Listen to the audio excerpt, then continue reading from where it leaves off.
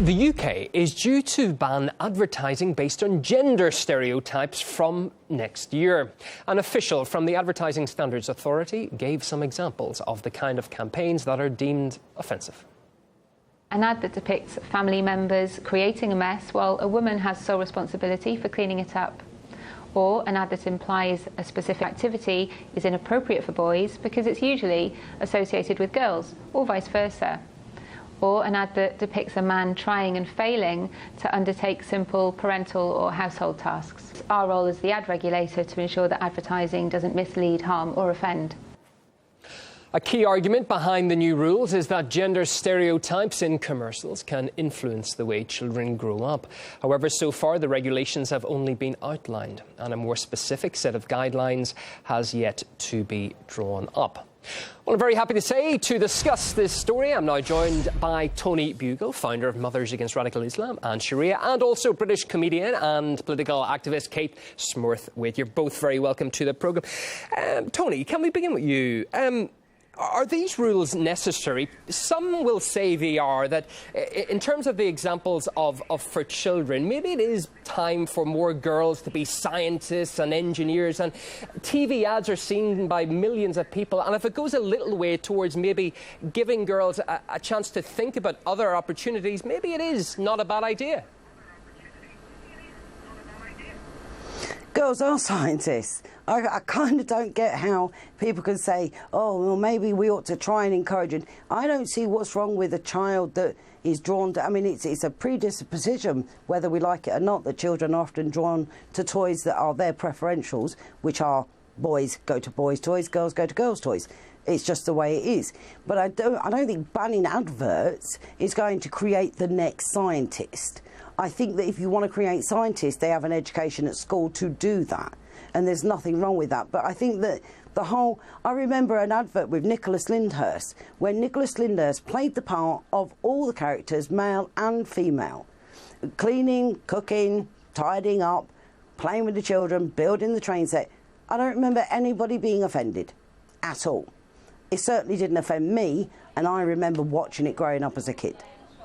Kate, is this really the responsibility of regulators to make such decisions? You know, if a company is using outdated stereotypes to promote a product, surely that will turn off consumers and will fail on the market. Why does the state have to get involved with all this?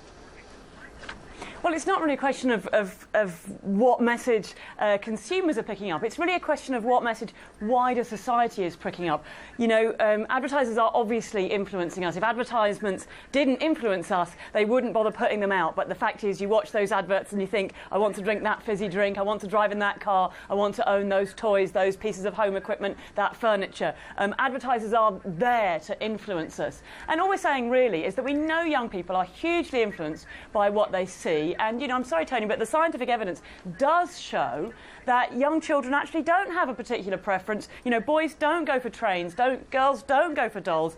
Those ideas that girls are, you know, should have dolls and boys should have trains are picked up by children from the environment. Research suggests different. Research suggests different. No, it just doesn't, Tony. There's a book by... There's a book by... Yes. There's a book... Shouting over the top of me won't make any difference. Research does suggest differently. It does. There's a book... And whether you like it or not, I think the fact is you're offended over an advert. I haven't said I was offended at all. Is for school. I haven't used that word, and I'm not offended. Let parents... But if I might finish... What's the issue? So what's the issue?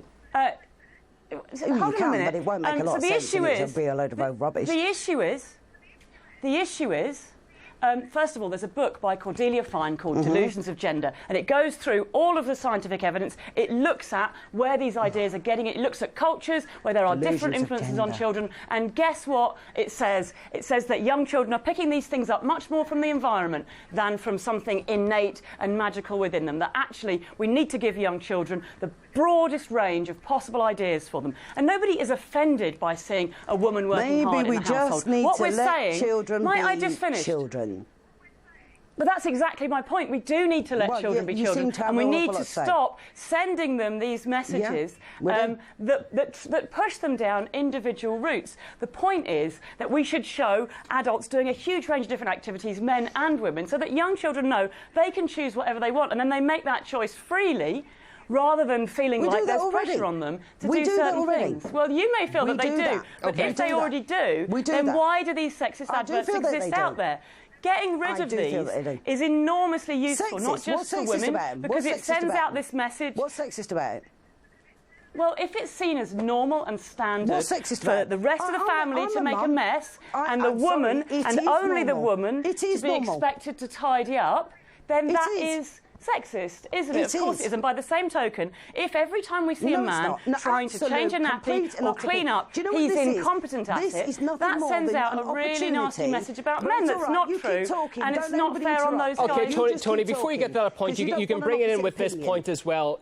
Sweden, for instance, has rejected, this is to Tony, Sweden has rejected a proposal for a ban on gender stereotypes in advertisements, saying it would harm freedom of expression and the free press. Do they have a point? Well, the thing is actually that it's not about free expression. Advertisers are enormously regulated already. Tony, go ahead. Well, go on then. Oh, how Kate does love the sound of her voice. I will, Kate. Thank you very much. Tony, you keep shouting that, but... The fact of the matter is that whether in Sweden... I'm not shouting. You've just interrupted again. Maybe you should show some courtesy. The fact of the matter is, if you look at the state of Sweden right now, Sweden is the rape capital of Europe. It's really not making a grand deal of difference, is it? It's an advert. I grew up with them, and as a mum, I had 2 children. Christmas would come around. I did go in the kitchen. I would cook my 2 children. One was a boy, one was a girl. Would both have a piece of pastry. Both would make mince pies. Dad would carry the presents down from the attic because I didn't really want to go up into the attic and pull them down.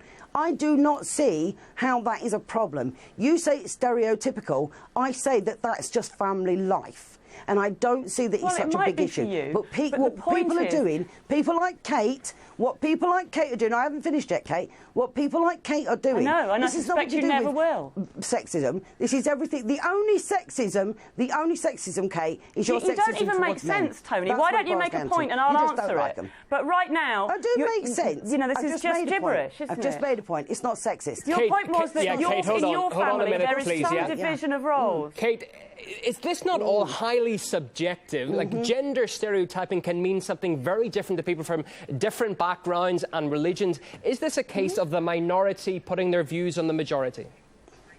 No, gender stereotyping means the same thing. All it means is that women are pushed into one role and men are pushed in another role. Now, you're quite right that in different cultures, those roles can be quite different. In some cultures, you know, that would mean women really being pushed to stay at home. In other cultures, it would be the stereotype of, for example, women as nurses and men as doctors. There are definitely different sets of stereotypes, but gender stereotyping is simply the act of you know, presenting women as suitable for a certain set of roles and men as suitable for a different set of roles. It seems quite obvious to me that in 2018 the time has come to move beyond that. Yeah, Tony, there was one high-profile example this year when Clark's marketed a pair of girls' shoes as Dolly Babe and the boys' version as Leader. Can such branding influence the way children view themselves? It's very, very distinct views, wasn't it? The names of those shoes and indeed what kind of future roles they're going to have. No, I think it's a pair of shoes, and the chances are they'll be worn out on the inside, worn out on the outside. No child will even pay a blind bit of attention to what was written on them. They literally will not take it. My son grew up, he was a typical lad, but he also would get involved with a lot of things that I would do, and he'd come with Mum and me and him would do a lot of things. It's down to parents to show children both sets of, you can do anything you want to do. If you want to be a mechanic, be a mechanic. But the fact of the matter is that what you're talking about is that you want to remove gender roles. But unfortunately, what you're saying is people like myself, my role was as a mother, that I shouldn't embrace that role. We shouldn't embrace that in society. And I don't think there's anything wrong with that. Be a scientist, be a rocket scientist, be whatever you want. An advert is just an advert. It's an advert. It's just an advert. You're making it into something bigger than it needs to be. Then people wouldn't make adverts, because the point of adverts is that they sell products and they make money. To pander to a minority. Women are don't mind 52% offending of the population. We're not a mind offending the minority. majority. We're actually the majority. That's right. Women that's are right. the And not majority. all of We're them 52% have of your the views, Kate. Not all of them have your views. Kate, I will go back to the point. He's a little Femifascist. Yeah, Kate, I will just go back to the point about state involvement. Yeah. Why does it need to be so vehemently police this? You know, surely the market will take care of itself. It seems to be, is this an encroachment of almost mission creep by the state to have a say in normal people, normal families' lives?